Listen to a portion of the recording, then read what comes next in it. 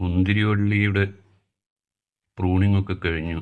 അതിൽ നിന്നും ഒഴിവാക്കിയ കമ്പുകളൊക്കെ വേര് പിടിപ്പിച്ചെടുക്കണം. അതിനായി ഇതുപോലുള്ള വെള്ളത്തിൻ്റെ ബോട്ടിലിലാണ് ഞാനിത് നടുന്നത്.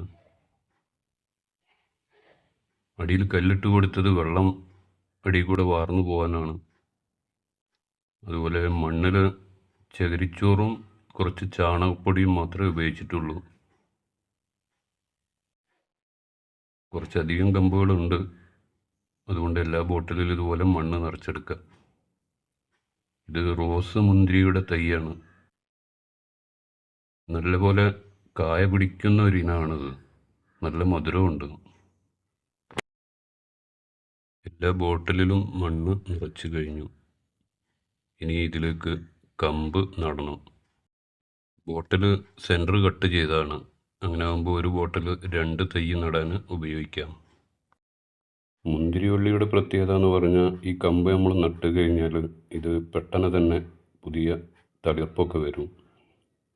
ചിലതിൽ ആ തളിർപ്പിൽ പൂക്കളും ഉണ്ടാവും.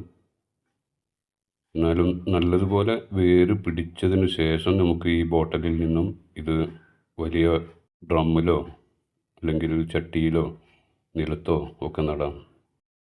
ഇതുപോലെ നട്ട് വേര് പിടിപ്പിച്ചെടുക്കാൻ പറ്റിയ ചെറിയ കവറുകളൊക്കെ വാങ്ങാൻ കിട്ടും.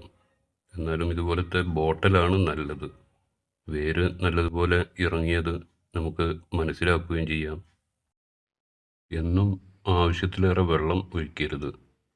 മണ്ണിൻ്റെ മുകൾ ഭാഗം ഡ്രൈ ആയി തുടങ്ങിയാൽ കുറച്ച് വെള്ളം കൊടുക്കുക. ഓവറായിട്ട് വെള്ളം കൊടുത്താൽ കമ്പ് അടി ചീഞ്ഞ് ഉണങ്ങിപ്പോവാനും കാരണമാകും. ഇതുപോലെ വേര് പിടിപ്പിച്ചെടുത്ത 2 കമ്പുകൾ മുമ്പ് ഞാൻ നട്ടതാണിത്. ഇതിപ്പോൾ ഒരു 2.5 വർഷം ആയി.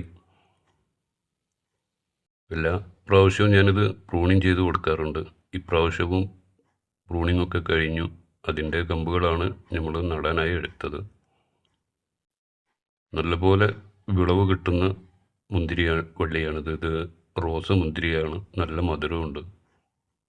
ഏതായാലും വീഡിയോ ഇഷ്ടപ്പെട്ട ലൈക്ക് ചെയ്യണം, അതുപോലെ സബ്സ്ക്രൈബും ചെയ്യണം. വീണ്ടും അടുത്ത വീഡിയോയിൽ കാണാം. ഓക്കെ.